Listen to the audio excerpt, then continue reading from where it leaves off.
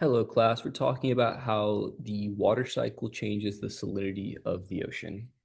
And so to start, we'll just grab a simple explanation of the water cycle, which, for instance, you have your mountain here, comes down, and you have your nice little ocean. And then when that evaporates, you start to create clouds here, which those clouds come over here, which then give rain, some snow, some ice, whatever is coming down during that day, which then leads back into the ocean. All right. So to explain how the salinity works is there's two ways.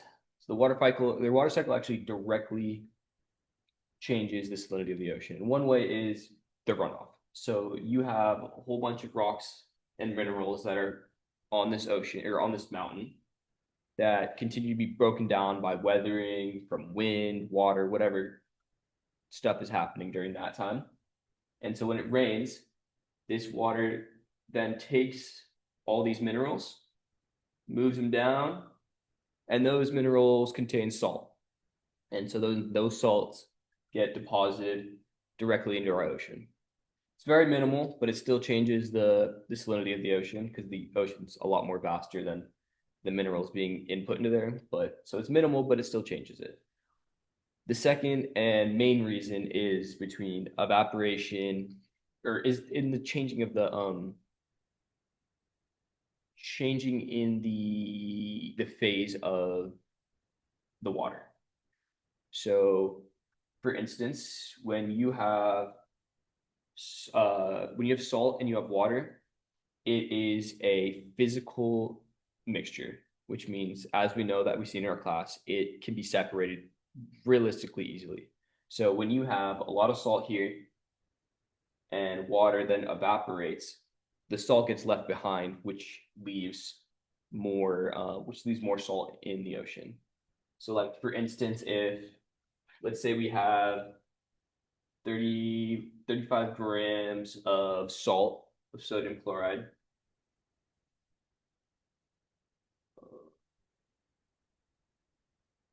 What is that? NaCl. And then you have whatever, 1,000 milliliters of H2O, right? So when we evaporate our water, like we said, it can be separated really easily. So we're evaporating our water. This right here is actually going to go down, which means you might have like 35 grams over your 500, right? Milliliters.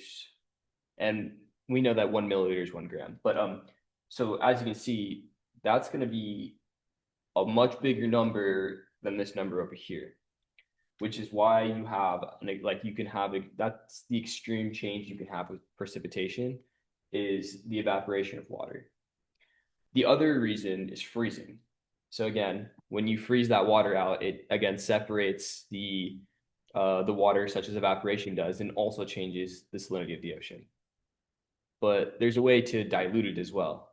So say you have your 35 grams again, and then you have an awesome rainfall. For some reason, all the water comes over, it evaporates right into the ocean. That's when rainwater comes down, it's really fresh because, as we said, it separates really easy. So it doesn't carry much salt. So that's like pure water coming down. And that's actually going to like increase the amount of milliliters of water that you have. So then you have a much, much smaller number, which actually dilutes the amount of salt you have in the water. Um, did I miss anything? I don't believe so, but yeah, I hope this helps. The water cycle is the main reason you have a change in your water cycle between evaporation, freezing, runoff, and rainfall. I hope this helps. If you have any questions, let me know.